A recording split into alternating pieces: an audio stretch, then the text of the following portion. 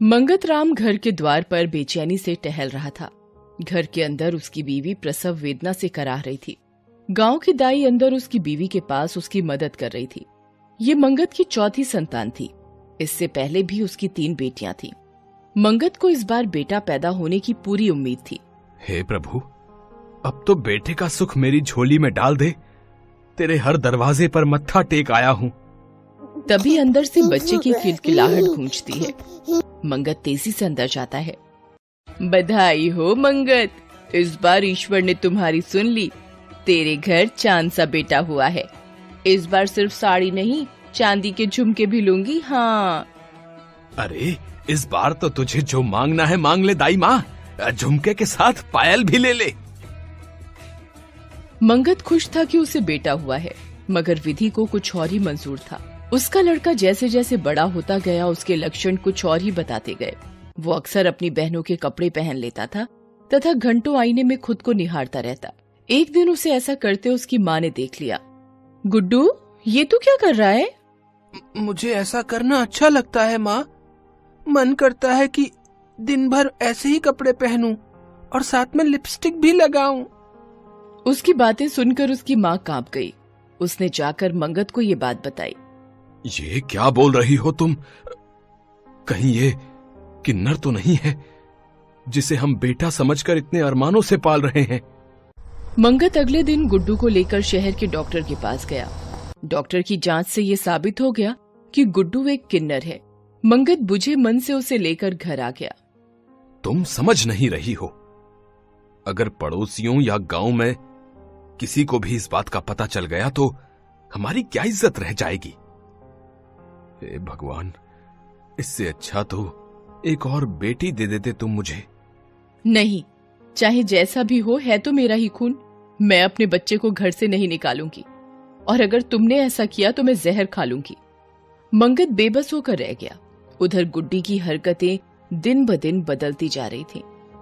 अब वो हमेशा लड़कियों के कपड़े में ही रहता था और उन्हीं की तरह श्रृंगार भी करता था। एक दिन गांव में एक बारात आई हुई थी। बारात में कुछ किन्नर भी थे। उन्हें नाचता देख गुड्डू से रहा नहीं गया। वो भी उनके बीच जाकर नाचने लगा। उसे लड़कियों के कपड़ों में नाचता देख लोग तरह तरह की बातें बनाने लगे। मंगत को तो ऐसा लगा कि जमीन फट जाए और वो उसमें समा जाए। उसने अपनी छड़ी उठाई और गुड्डू को वहीं सबके सामने पीटना शुरू किया। नालायक, मेरे ही परिवार में इसे जन्म लेना था। निकल जा यहाँ से। गुड्डू बाप की मार खाकर वहाँ से भाग गया और फिर जाकर गांव की सीमा पर बैठ गया। वहाँ पर बैठकर वह सिसकने लगा। तभी वहाँ वही बारात वाले किन्नर आए। बारात का काम खत्म कर वो भी शहर को लौट रहे थे। गुड्डू को वहाँ रोते देख वो सब समझ गए। वे लोग उसे भी अपने साथ शहर लेते आए। गुरु माँ, देखिए हम किसे लाए हैं। हाय हाय।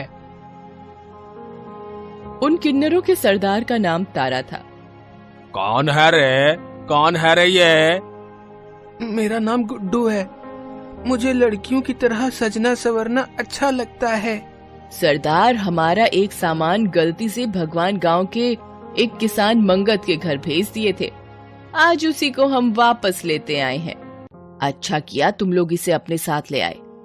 आज से इसका नाम गुड्डू नहीं गुड्डी है। जा गुड्डी, आज से तू वो सब कर जो तुझे अच्छा लगता है। यहाँ तुझे कोई रोकने टोकने वाला नहीं है। तारा को गुड्डी बहुत ही प्यारी लगी। उसने उसे अपने दल में शामिल कर लिया। गुरु सरदार गुड्डी को अपने बच्चे की तरह प्यार करने लगा। ये देखकर उसके दल के कुछ किन्नरों को अच्छा नहीं लगा। गुरु माँ उस नए लौंडे से कुछ ज्यादा ही प्यार करने लगी है। और कल तो मैंने सुना था कि अपने बाद वो दल का मुखिया उस गुड्डी को ही बनाएगी। हमने क्या इतने साल यहाँ झक मारी है? नहीं, मैं ऐसा नहीं होने देगी। इतने साल से सरदार के साथ रही, वो कल का लौंडा हमारा सरदार नहीं बनेगा, मैं बनेगी। इस तरह दोनों गुड्डी को रास्ते से हटाने का षड्यंत्र बनाने लगे। अरे ओ गुड्डन, इधर तो आ। क्या बात है दीदी? ये ले, आज तेरे लिए मिठाई लाए हैं। चुपके से खा ले, किसी को देना मत। गुड्डी मिठाई खाने लगा। खाने के कुछ देर बाद ही उसके मुंह से खून निकलने लगा और कुछ ही देर में उसने दम तोड़ दिया। चलो, इसका खेल तो खत्म हो गया।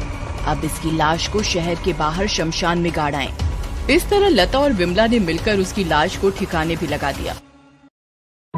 अगले दिन जब गुड्डी का कहीं पता नहीं चला तो तारा किन्नर बेचैन हो उठा।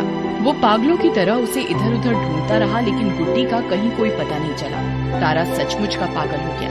उसके पागल होते ही लता ने खुद को दल का सरदार घोषित कर दिया। एक दिन लता और विमला रात को किसी शादी से नाच गाकर लौट रहे थे।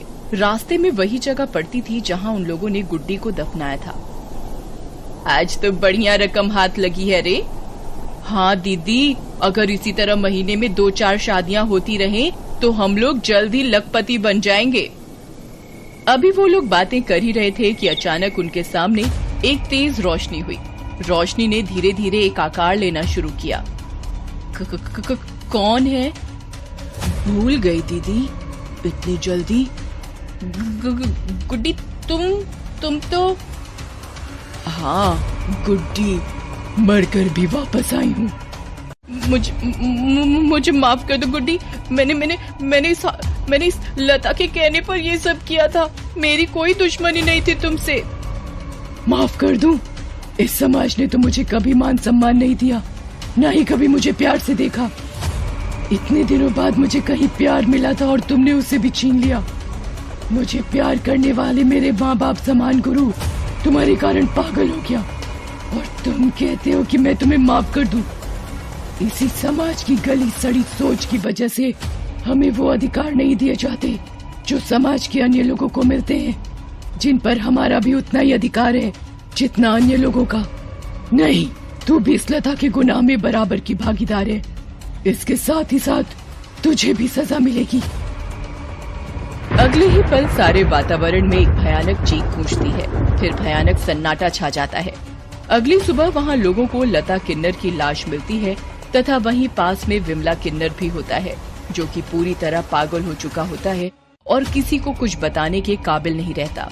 उसी दिन तारा किन्नर की भी मौत हो जाती है और वो भी स्वर्ग में अपनी चहेती गुड्डी से मिलती है।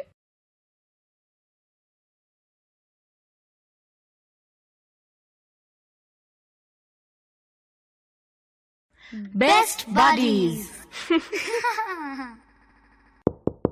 Hello friends. Thanks for watching this video.